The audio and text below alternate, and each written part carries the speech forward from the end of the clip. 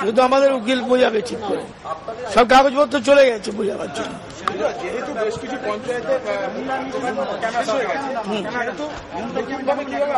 হ্যাঁ, গতকালই প্রায় 1/3 পঞ্চায়েতের স্তরে যাদের মেয়াদ শেষ হয়ে গেছে, সেখানে আমরা বিডিওকে, এসডিও এবং ডিএমদের আর্থিক সমস্ত ব্যাপারগুলো দেখাশোনার দায়িত্ব দিয়েছি। এবং সেটাও টিল ইলেকশন। বাহিনী নিয়ে হাইকোর্টে যা বলেছিলেন, সুপ্রিম কোর্টেও কি একই কথা বলা হলো? বাহিনী নিয়ে হ্যাঁ, আমরা তো সব রেডি করে কাগজপত্র এখানে যা দিয়েছিলাম সেগুলি দেওয়া হবে। হ্যাঁ না, এখানে যেভাবে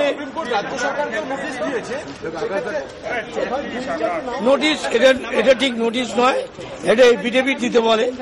এক পক্ষ যখন কোনো মামলা করে তখন বা অন্য পক্ষকেও এফিডেভিটের কপি দিতে হয়, এবং এফিডেভিট প্লাস আমাদের উত্তর দেবার নিয়ম, সেটা কালকে দেওয়া হয়। এখন আমি পঞ্চায়েত যেরকম সময় হচ্ছে সেরকম হ্যাঁ, সুপ্রিম কোর্ট চাইলে হতে পারে, না একদমই থেমে থাকবো না।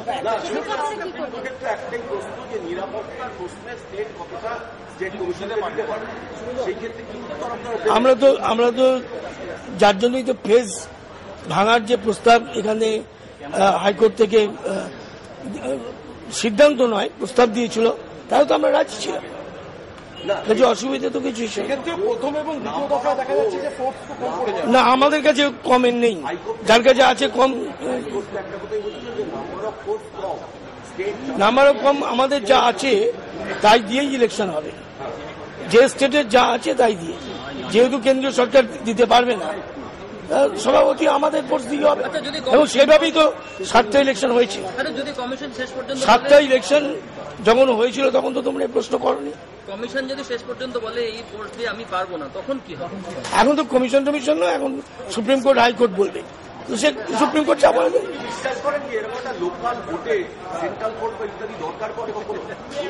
আমরা তো বলেইছিলাম আগে যে দরকার নেই, এটা তো আমাদেরই কথা।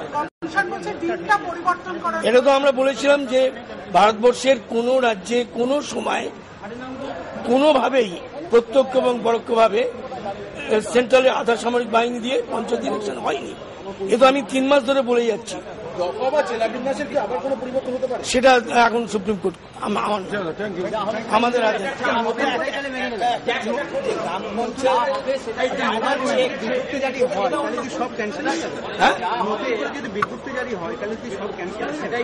সেটা রায় না বেরোলে বলতে পারবো না, আর লোকাল কোর্ট না, একেবারে সুপ্রিম কোর্টে আছে, কাজে ওটাই অথরিটি। ওরা এখন একটি ইলেকশন করাই,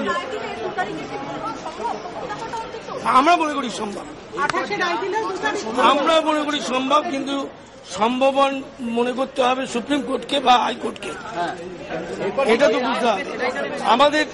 আমাদের মনে করার উপর তো আর এখনই কিছু নেই। আমাদের যা মনে করি সেটা আমরা সুপ্রিম কোর্টে বলবো, সুপ্রিম কোর্ট যে অর্ডার দেবেন সে অর্ডার